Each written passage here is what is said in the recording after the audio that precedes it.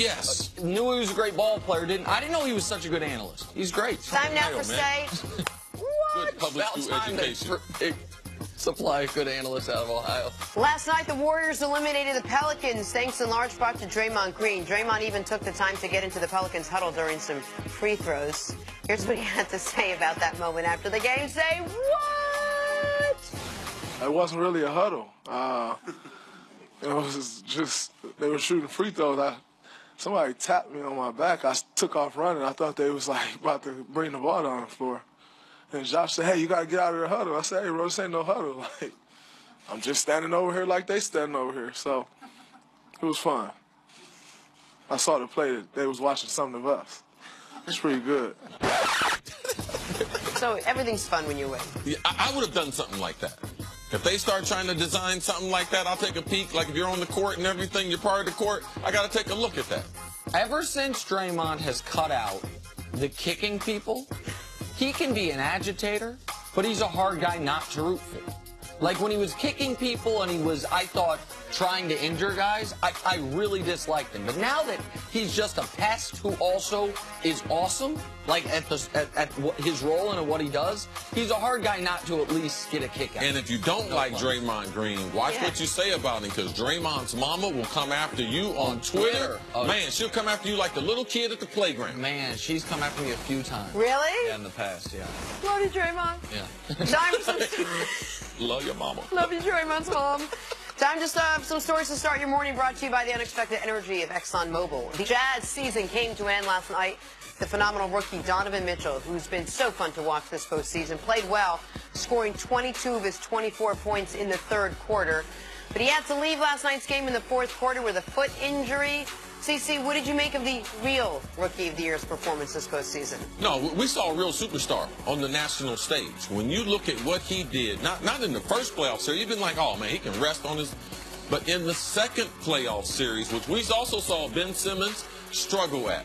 Nick, you made a great point. What rookie can have 2 points in a half and come out and get dropped 22 on you in the third quarter? To get him back in the game, a real superstar where the stage wasn't too big for him. That's what I took from the playoffs. Utah had played Houston even for 23 minutes in the first half. Final 57 seconds, Houston goes on a 9-1 run to give them an 8-point lead.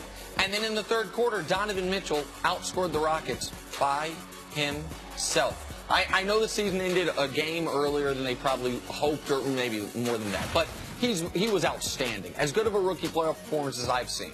Toronto was eliminated from the playoffs on Monday thanks to LeBron and the Cavs. Kyle Lowry came out and said, quote, "For me, it was championship or bust. That's what I feel, so a wasted year for me." Nick, do you agree with Lowry? That was indeed a wasted year from Toronto? Because of how they lost, because they have now lost 10 straight to the same team of playoffs, because they now go into an offseason where Lowry, DeRozan, Casey, one of them ain't going to be back. I don't know which one, but one of them's not going to be back. For those reasons, yeah, it's worse than a wasted year. It's a step backwards, oddly enough. Well, they won't have a better shot to get to an NBA final. Because why? Boston, without their two top stars. LeBron, the team changed 5 times during the course of the season and the postseason. Philadelphia, still too young for big time. This was their best opportunity to get to an NBA final. Blown season, I agree. I love the way you talk. Moving on to the Cavs. Told me to be quick, so I'm emphatic about it. Cleveland announced they will That's not... how they taught me at broadcasting school. What school was that? They announced they will not be disciplining Rodney Hood for refusing to go into the game on Monday night. Nick Wright, did the Cavs make the right call here? I think they did because of how Hood handled it after the game. He was apologetic to the coach. But you were very disappointed. I don't think you can do this. As a 25-year-old entering restricted free agency who was brought onto the team, you started game 1 of the playoffs. You haven't been relegated to the bench. You had every opportunity to help this team, and your own play is why you lost your spot to Jetty Osman in this game. It's the best game your team's played all year.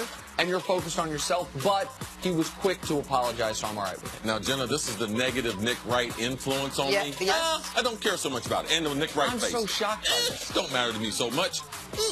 Normally things like this, they do matter to me, but given what this team has gone through, the way they've struggled and held together, LeBron talked about that. I'm not going to give up on my teammates. What he has personally gone through in Utah, Gordon Hayward out. Oh, I'm getting ready to be a star. No, Donovan Mitchell's a star. Trading before the trade deadline. Go to Cleveland. Doesn't necessarily get the role that he wants to. I'm going to give a man a pass. Just apologize. They did. Tonight, the Sixers will be in Boston for Game 5. The Celtics are a perfect 5-0 at home this postseason. Nick, number 1, what's the wager? Number 2, what do Joel Embiid, Ben Simmons, and the Sixers need to do to win tonight? Listen, Joel Embiid and Ben Simmons have to be better than they were in Game 4 because, as CC talks about all the time, the role players won't be as good on the road. And Saric and McConnell combined for 44 points. You can't account Get his for name that. right. This is but you mentioned Vegas, though, Jenna. I'm not going to disregard that here. Philly's a 1-point road favorite against a Boston team that's undefeated at home in the postseason. Something's funny about this line. Vegas thinks Philly should win. That's shocking to me. This is the biggest game in the young 76ers career because we would say losing to Boston would be a disappointment without their 2 stars, but them being down 3-1, it would be a gut check. Winning that crucial game number 5, winning crucial game number 6, even if they got it to that. Yeah. You know, I think that would be a major accomplishment for this young basketball Philly's got to team. feel if we win tonight, we go back to Philadelphia, then who the hell knows what happens? Yes. All right, last. Get it to Game 6. We go to a big story in the NFL. Saints running back Mark Ingram has been suspended 4 games for violating the NFL's PED policy.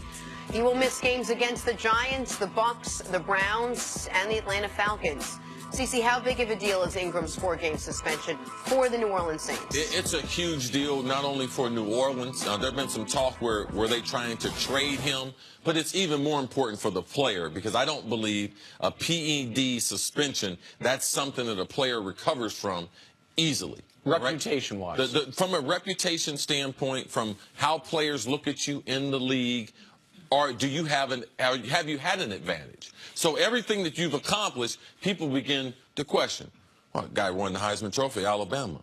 He was a 3-star recruit, went into a superstar. So you start to question his accomplishments. You saw he was a little disappointed in his productivity his first 3 or 4 years.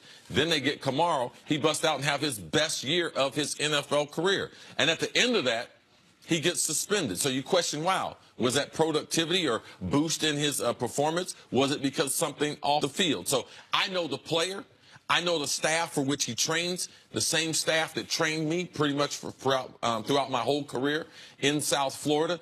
So I know that Mark wouldn't take anything intentionally that would give him an advantage. But because the business is so unregulated, there's so many mistakes that players make by taking things over the counter that they don't test for, and they don't know what's in that bottle that the player, excuse me, is held responsible to the league. But when you're looking at a 4-game suspension, when you're looking at losing so much money because of it, wouldn't you be gotta be more extra cautious with everything, every single thing? I would never put a thing in my mouth if that's what I was. I knew that's what you were going to say, Jenna. Is that how can you make this mistake? How can you not send every supplement to the league? How can you not have everything tested? But the reality is guys do make this mistake, a few guys a year, every year.